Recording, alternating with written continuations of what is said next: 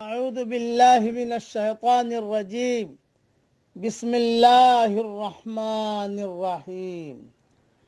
سورہ مریم کی چند آیتیں پڑھ رہا ہوں۔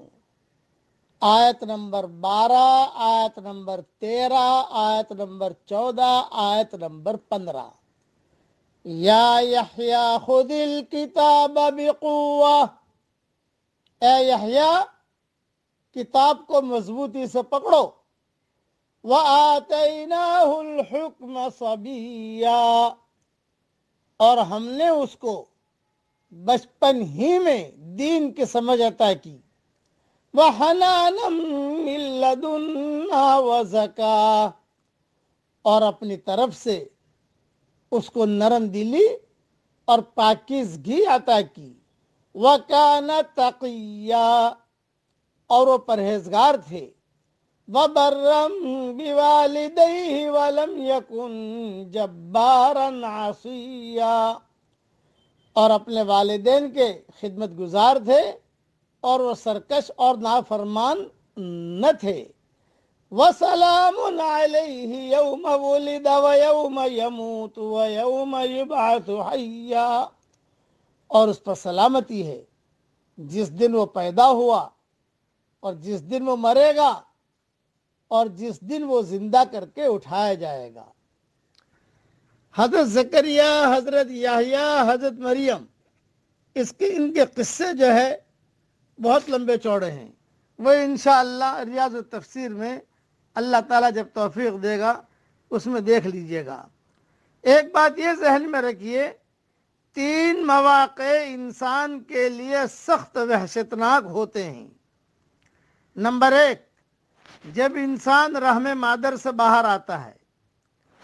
نمبر 2، جب موت کا شکنجہ اسے اپنی گرفت میں لے لیتا ہے۔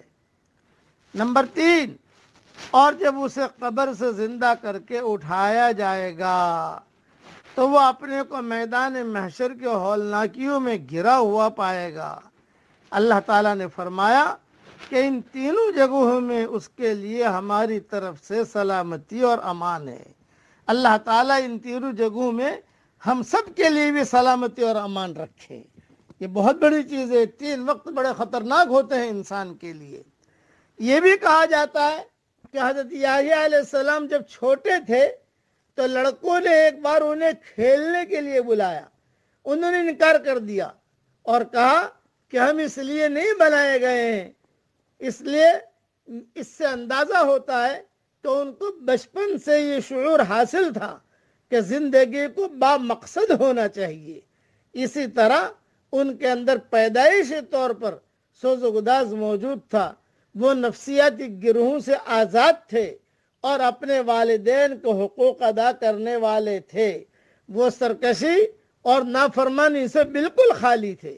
یہی وہ اوصاف ہیں جو آدمی کو اس قابل بناتے ہیں کہ وہ کسی حال میں خدا کی کتاب سے نہ ہٹے، اور انہی اوصاف والا آدمی وہ ہے جس پر دنیا میں بھی خدا کی رحمت نازل ہوتی ہے اور آخرت میں بھی خدا کی رحمت نازل ہوتی ہے۔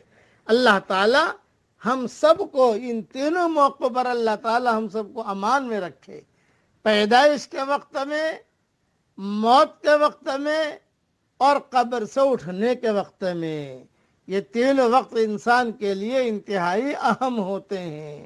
اللہ تعالی ہم سب سے راضی ہو جائے۔ اب پڑھ لیجئے میرے ساتھ، اللہم انی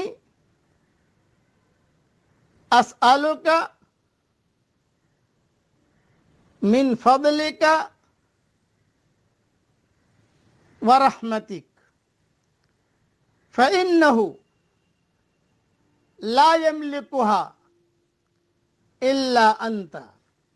اللہ تعالیٰ یہ دعا ہر مسلمان مرد و عورت کے لیے اللہ تعالیٰ قبول فرمائے، آمین۔ وآخر دعوانا ان الحمد للہ رب العالمین۔